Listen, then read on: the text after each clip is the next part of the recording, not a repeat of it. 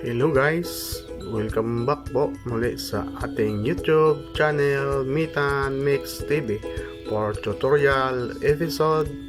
At muli po, kung bago ka lang sa aking YouTube channel, please like, share, and subscribe.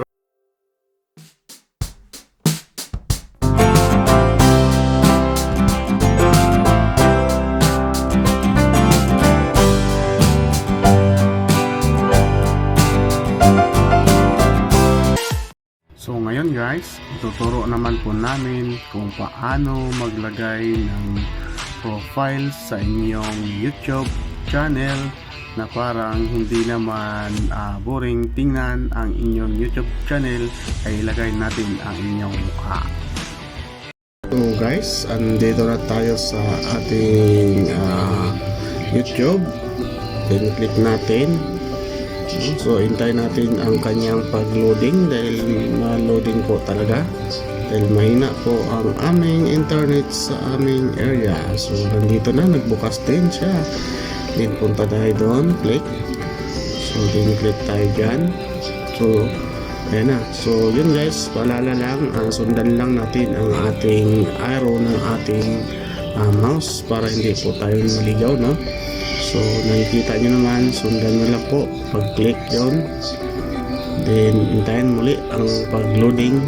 Gamit pala natin guys ay ang laptop, no? Yung laptop po ang gamit natin. So mamaya tuturo lang namin yung gamit ang cellphone. So nandito na tayo.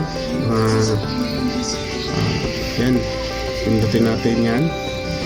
Then mamili tayo dyan ng ating profile picture na ating ilalagay dyan. So paglabas nyan, andyan na ating mukha. Then ititrim lang natin siya na hindi lalagpas sa bilog, no, sa kabilaan. Then i-share po natin paglagay na hindi po siya lalagpas ng yung pagka-frame para hindi siya tabingi pagdating doon sa ating profile picture doon sa ating YouTube channel. So yun po, no, mga kaibigan. So yun, tignan na natin kung sigurado ka na sa yung picture. Ayan, lumabas na yung ating mukha dyan sa profile natin sa ating YouTube, no?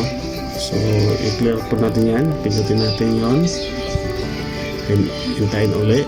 So makikita natin, nilipat yung ating mukha. Ayun na, nandun na sa may G, no? Yun yung ating YouTube channel kasi. Ayan na. So mukha na nakapalit natin dyan, wala, hindi na yung J, no? So then back tayo, tingnan natin kung ando talaga siya. So abangan natin. Yan. So loading pa rin. So ayan na nga. Yan, Junami Zolito. Yan guys, yung ating profile picture sa ating YouTube channel.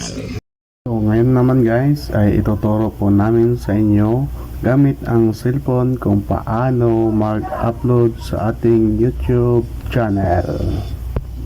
Pinutin natin yung plus, labas yung upload. Punta tayo sa gallery natin, hindi tayo ng video na ating i-upload. So ayan na, katapos nyan ipinutin natin yung mix. May mga araw mga mix, no? Puntaan nyo lang, then susulat natin yung ating title sa ating video, kung ano man yung angkop na title dun sa video na i-upload po natin, you know. Pagkatapos po nyan, malagyan natin ang title, no. Tingnan nyo lang yung arrow, no, kung saan pupunta. Kinakasunod po nyan ay ang description na natin, no. Kung description kung saan, kung nandun po ipapaliwanag yung kung anong mayroon sa video mo, no. So ayan na, kung nasundan po nyo, pupunta po tayo sa ating description. So description na po yan mga kamix. Sulat natin yung description sa ating video. So make sure na sa ating pag-upload sa ating video ay mayroon na po kayong na-edit, no?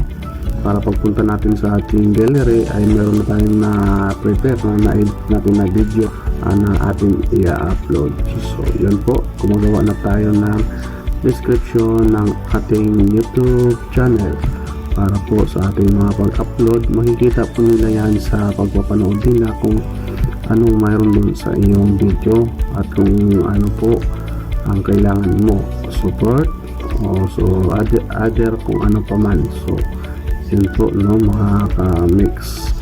So, hintayin po natin na matapos yung typing natin sa ating description.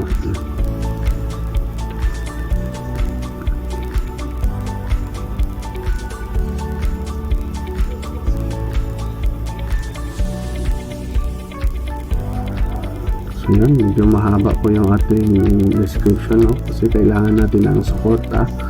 So, ito po ay YouTube channel ng aking kaibigan, no, sana ay suportahan niyo yun mga kabukid, mga kamix, no, yung ating kaibigan na si Buhay Rider, no, na